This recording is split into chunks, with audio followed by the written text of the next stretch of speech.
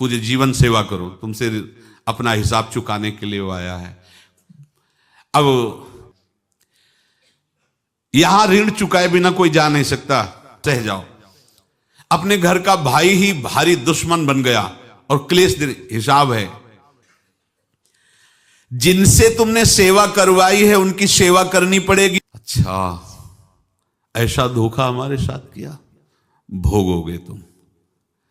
ये जो निकलता है ना भोगोगे, ये अकाट्य होता है। क्योंकि किसी का भी हृदय, मान लो किसी भी जीव जंतु को आप कष्ट दें और उसका हृदय आह भर जाए तो वो आह वज्र की लेख है, तुम्हें भोगना पड़ेगा। वो जीव स्वयं नित्य निरंतर कर्मों के जाल को रच रहा है और अपने आप को बांध रहा है। आपको मुक्त होना है, बंधना नहीं है।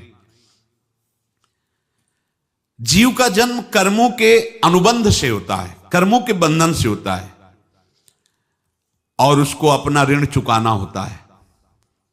कर्मानुबंध ये बहुत सूक्ष्म विषय है।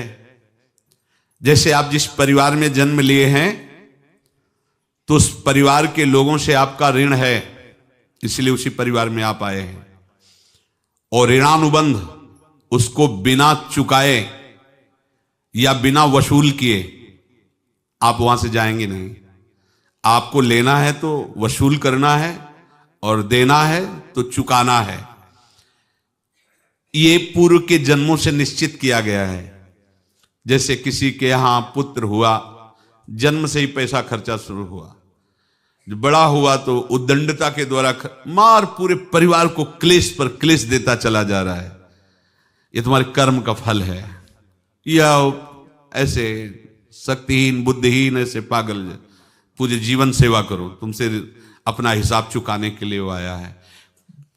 अब परिवार के जो सदस्य जुड़े आके, मतलब पत्नी आते ही पूरी हृदय में आनंद, परिवार में आनंद, और जीवन भर वो आनंद ही सुख देने के लिए उसका जन्म हुआ। वो अपना ऋणानुबंध मुक्त, और आते ही भयंकर क्लेश खड़ा कर दिया, बीच में दीवाल और झगड़ा वैसा, फिर अतरे दिन मारपीट शुरू, कलह अशांति, पूरा जीवन नरक हिसाब करने आए। यहां ऋण चुकाए बिना कोई जा नहीं सकता, ऋण चुकाना पड़ेगा। किसी का ऋण वसूल करना है तो किसी को ऋण चुकाना है, दोनों काम करने होते हैं। अनेक जन्मों में अनेक लोगों के साथ हमने जो बर्ताव किए हैं, अच्छे या बुरे, वो होंगे। अब किसी आदमी को हम जानते नहीं, अचानक मिला, अचानक टक्कर लगा और मार पीट गाली गुप्ता सब कर दिया, चुपचाप सह लो। क्यों? ये आपका हिसाब है, पूर्व का हिसाब। हमारा उससे कोई द्वेष नहीं, कोई संकल्प नहीं। अचानक घटना घटी और हमसे द्वेष करने लगा, हमें पीटने लगा, हमें गालियां दे, ये हिसाब है, चुपचाप सह जाओ। अपने घर का भाई ही भारी दुश्मन बन गया और क्लेश हिसाब है। एक प्रभुदत्त ब्रह्मचारी जी की वाणी में पढ़ा था, एक महात्मा जी भ्रमण करते थे तो उस समय असरफियां चलती थी, मोहरे असरफियां, तो उनको भेंट में देते लोग। तो या तो ठाकुर सेवा में लगे तत्काल, या संत सेवा में तत्काल लगे, उसका संग्रह करके डोलना ये ठीक नहीं है। बैरागी के लिए सिद्धांत में ये ठीक नहीं है। तो जब 2, 4, 6, 8 ऐसे मोहरे हुई तो उन्होंने विचार किया कि और भ्रमण करके जब काफी मोहरे हो जाएंगी तो प्रयागराज में जब कुंभ पड़ता है, एक बार पूरे सब अखाड़े के संतों को, अलग अलग संप्रदाय सब संतों को बुलाएंगे और सबको पुआएंगे। अब साधु है तो यही विचार करेगा, और क्या विचार करेगा। तो उन्होंने ऐसे डंडा बनवाया, बेंत, जो ऊपर से चूड़ीदार और भीतर पोला, और मोहरे उसमें डालते गए। और भ्रमण, जहां जहां श्रद्धालु भगत थे सबके यहां जाना और इच्छा रखना कि एक मोहर तो दे दे दक्षिणा में। कामना कोई भी हो वो बांधती ही है, ध्यान रखना। इसीलिए प्रभु जो चाहे वो करे, अपनी चाह नहीं रखनी चाहिए, अपनी चाह प्रभु की चाह में मिला देनी चाहिए। धीरे धीरे वो छड़ी भर गई भ्रमण करने वाले महात्मा चूड़ी लगाई, इंतजार करते रहे। जब प्रयाग का कुंभ पड़ा तो चले। तो रास्ते में एक गांव में पूछा जाता है, जैसे कहीं रुको कि कोई श्रद्धालु ऐसा है जो संत सेवी है। तो कुछ लोगों ने बताया, हाँ एक परिवार है बहुत संत सेवी है और आपको मिलाते हैं उनसे। आइए महाराज, घर में रुका, खूब अच्छा हलवा पूड़ी पवाया और जो घर के मालिक थे चरण दबाए। चरण दबाते दबाते उनकी दृष्टि पड़ी उस डंडे पे, इतना मोटा और ऊपर से कुछ चूड़ी सी भी नजर आ रही, इस डंडे में तो कोई रहस्य है ही है। अब महात्मा जी को खवा पिला के सुला दिया। महात्मा जी जब सो गए तो पत्नी से धीरे से कहा, वो डंडा लाओ बाबा जी का डंडा। वो चूड़ीदार जो ही खोला पलटाया तो सैकड़ों मोहरे। ऐसे संत रोज पधारे भगवान, तुम आनंद हो जाए फिर क्या। पत्नी से कहा, नाप के कंकड़ लाओ। वो तो महात्मा जी तो खाए खीर पूड़ी, आराम से सो रहे। रात में पूरी प्लानिंग करके उसमें कंकड़ भर के चूड़ी लगाकर सिराने रख दिया, सारी मोहरें हटा ली। महात्मा जी आराम से छड़ी उठाए तो वजन पक्का। वैसे बड़े लोग चतुर होते हैं, पर ये नहीं जानते कि कर्म कितना भयानक होता है। और उनकी कोई संतान नहीं थी, पर धन में इतना प्रेम उनको था। बहुत सावधान। साधु महात्माओं के पास जो अर्थ है, गृहस्थी अगर आता वहीं से है, पर अगर उसको जोर जबरदस्ती या किसी छल कपट से, तो वो उसका विनाश ही करता है। आज तक का प्रमाण है। अब उनको ये भाव पता नहीं होगा, या पता होगा तो लोभ के कारण वो उसको मान नहीं पाए होंगे। महात्मा जी गए प्रयाग में, किसी अखाड़े पर रुके और वहां प्रार्थना की कि कल जो है संपूर्ण अखाड़ों का निमंत्रण किया जाए और सब संतों को भोग पवाया जाए और उनको दक्षिणा भी दी जाए। महंत ने सोचा कि बहुत बड़ा है तो उत्सव है, क्योंकि प्रयाग में कितने हजारों संत महात्मा सब। तो उनका महाराज बोरों इसमें चीनी और टीनों घी लगेगा, सब व्यवस्था। बोले आप मंगाइए, एक एक हिसाब हम करेंगे, हमारे पास सब व्यवस्था है। बोले कुछ तो पहले दे दो, वो इकट्ठे देंगे हम। उनको था कि अगर हम छड़ी खोला और दो चार मोहरे दी, किसी को पता लग गया तो गड़बड़ हो सकती। बोले हम भंडारे के समय आखिरी में सब कुछ आपको दे देंगे। ठीक है। वो अपने पास से पैसे लगाकर खूब जितना सामग्री सब लाए, लाखों की, और सब संतों को निमंत्रण कर दिया। संत जन निमंत्रित हो गए, भंडारा बन रहा है। तब वहां के महंत है और उनका देखो भंडारा भी बन रहा है, संतों को निमंत्रण। अब आप अर्थ की व्यवस्था कीजिए, क्योंकि इतनी बड़ी हमारी सामर्थ्य नहीं थी जितना हमने किसी तरह हमने व्यवस्था की। अब मुझे अर्थ चाहिए, तभी आगे की व्यवस्था बढ़ेगी। संतों को दक्षिणा देंगे और जिनसे अर्थ लिया उनको दे। देखो रसोई बन गई है सब। उनका छत में विश्वास नहीं तो ये अभी चूड़ी खोली। उनको तो था ना कि मोहरे हैं कंकड़। तो अब जैसे कितना उनको सदमा लगा होगा, हजारों संतों का निमंत्रण, रसोई बन, मतलब संत हो के छल कपट। तो उनका महाराज आपने तो हमारा नाश कर दिया, जो महंत थे। अब बताओ रसोई बन गई, संत निमंत्रित हो गए और आप ये कंकड़ दिखा रहे हैं हमको। आपने तो हमें बर्बाद कर दिया, हमारी इतनी सामर्थ्य नहीं थी, आप पहले बता देते। संत होकर ऐसा छल कपट। अब वो बोले तो क्या बोले, क्योंकि उनको पता था कि मोहरे हैं इसमें। अंदर से उनका चिंतन गया उसी सेठ के पास, अच्छा ऐसा धोखा हमारे साथ किया, भोगोगे तुम। ये जो निकलता है ना भोगोगे, ये अकाट्य होता है। क्योंकि किसी का भी हृदय, मान लो किसी भी जीव जंतु को आप कष्ट दें और उसका हृदय आह भर जाए, तो वो आह वज्र की लेख है, तुम्हें भोगना पड़ेगा। वो देखो भीष्म जी को भोगना पड़ रहा है ना।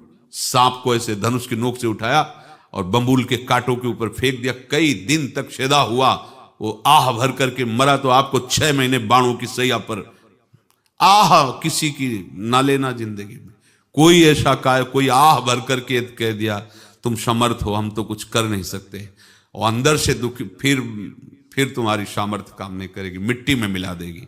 फिर ये तो संत थे और भगवत आराधना के लिए, संत आराधना के लिए ही ऐसा किए हुए थे। अब इनका कैसे मुंह दिखाएं? अब क्या करें? सुबह संत जन आएंगे, सबके बीच में हमारी कि देखो इन्होंने, अब क्या करें? गए और संगम में जाके छलांग लगाई, अपने प्राण त्याग दिए। अब उनके तो पास मोहरे थी और व्यापार बढ़ा, और 9-10 महीने बाद ही लड़का हुआ। अब तो उनको कि संत फलीभूत हो गया। देखो व्यापार चल रहा, लड़का नहीं होता था, लड़का भी हो गया, बड़ा आनंद छा रहा है। जब से वो प्रकट हुए और धन की वृद्धि शुरू हो गई, पढ़ाई लिखाई में उनके खर्चा हुआ सब, बस बीमारी शुरू हो गई उनके शरीर में। अब उसमें पैसा जाना शुरू हुआ। इतने आसक्त तो वो दोनों हो गए कि कुछ भी हो, व्यापार ठप, संपत्ति बेचना शुरू। तो उन्होंने कहा कि बेटा मैं क्या कर सकता हूं तुम्हारे लिए? बोले हमारी अंतिम इच्छा है, प्रयाग चलो और जितने प्रयाग में संत महात्मा सबको एक बार भंडारा करवाओ। हमारी इच्छा अंतिम है, क्योंकि अंतिम यही इच्छा थी। तो बोले अब ज्यादा संपत्ति तो नहीं रह गई। तो बोले घर बेच दो, मेरे लिए ही तो है, बेच दो। मुझे लगता मैं बचूंगा नहीं, पर मेरी अंतिम इच्छा पूर्ण कर दो। घर बेच दिया, जेवर बेच दी। वहां गए, जब संत सेवा की तो बोले मुझे संगम तक ले चलो। संगम तक ले गए और बोले समझे तुम चुराए थे और हमने उसको छीना है, कुछ नहीं रह गया तेरे पास कुछ, अब केवल ममता और आसक्ति में जलकर मर और नरक प्राप्त कर। मैं वही महात्मा हूं जिसकी तूने मोहरे ली थी, शरीर छोड़ दिया। महात्मा को जन्म लेना पड़ा और इनको दुर्गति भोगनी पड़ी। ऋणानुबंध होश में, ऐसा नहीं कि आप जो कर रहे हैं कोई देख नहीं रहा, कोई हिसाब किताब नहीं, जो कर रहे हैं अवश्य में भोक्तव्यम। बहुत सावधान। अनेक जन्मों में अनेक लोगों से जो कुछ लिया दिया है, इस लेने देने को मिटा देने के बाद ही तुम मुक्त हो गए। इसीलिए एक उपाय है, लेना न देना मगन रहना। क्या? मालिक को समर्पित हो जाओ, मालिक को अपना माना हुआ समर्पित कर दो, खत्म। अहम त्वाम स्वरूपापेभ्यो मोक्षयिष्यामि, सब खत्म। आगे पीछे लेना देना सब खत्म।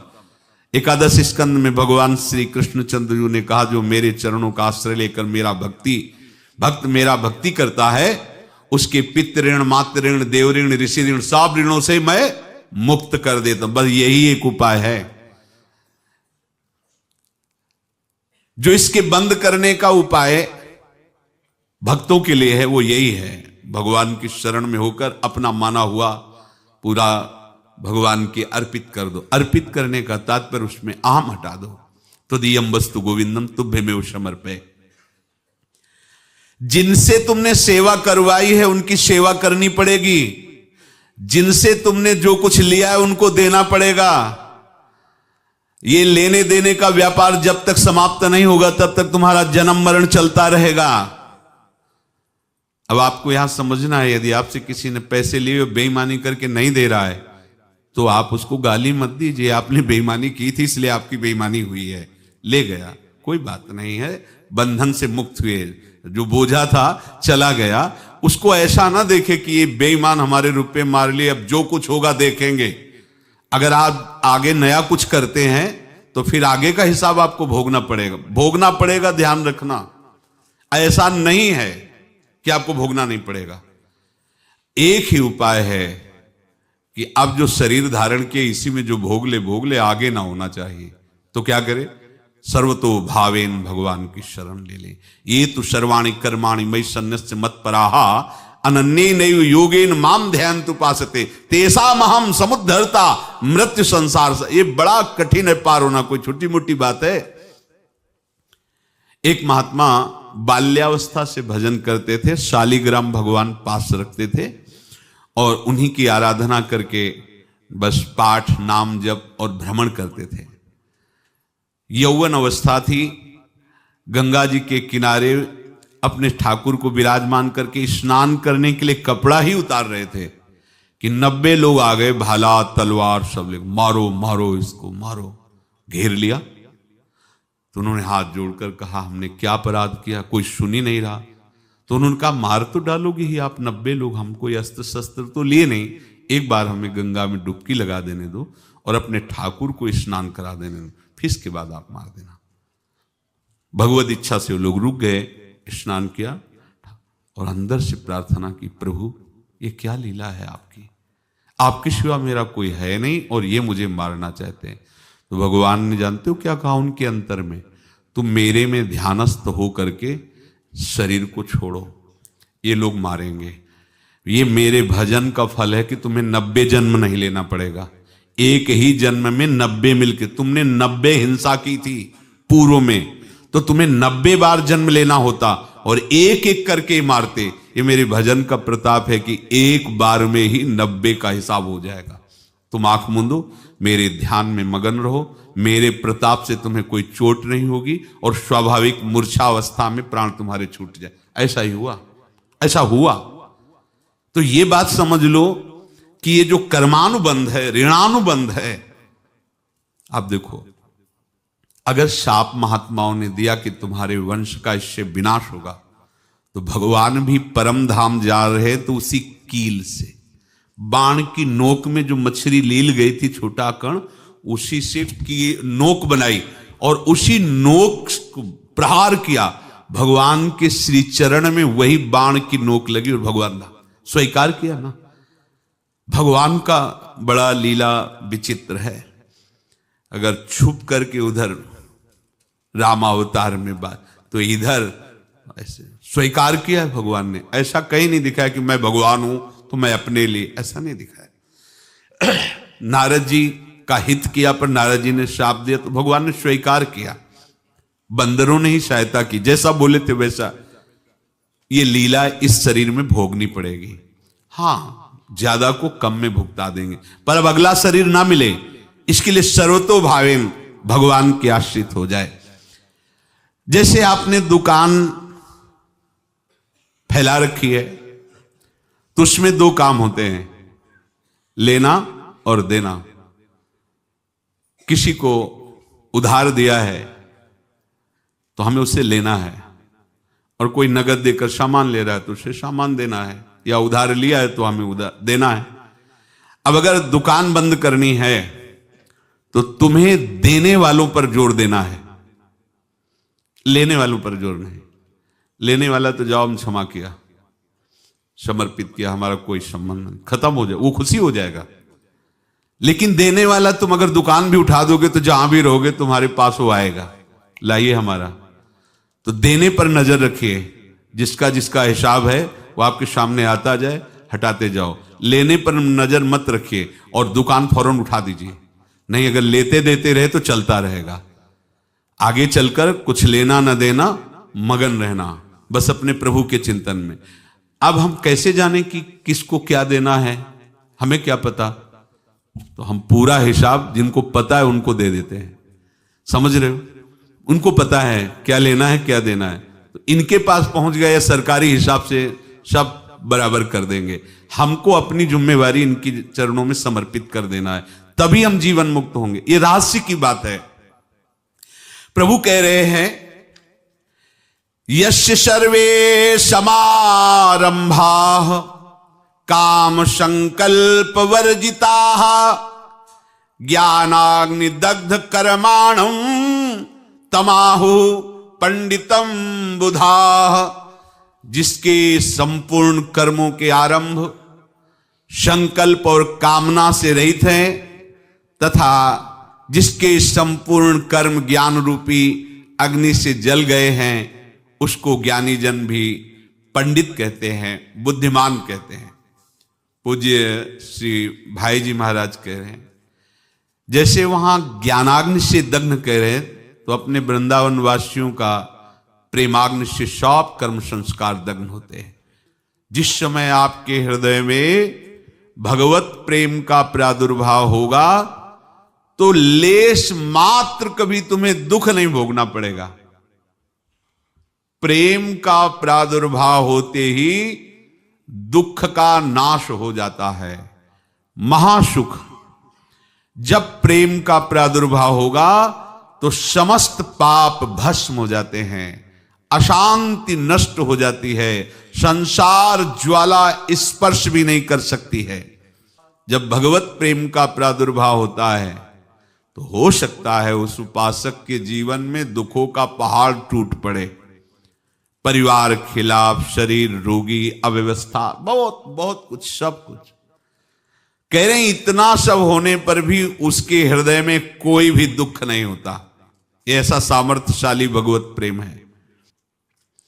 भगवान के चरणारविंद का जिसके हृदय में प्रेम है, भारी से भारी दुख भी उनको विचलित नहीं कर सकता।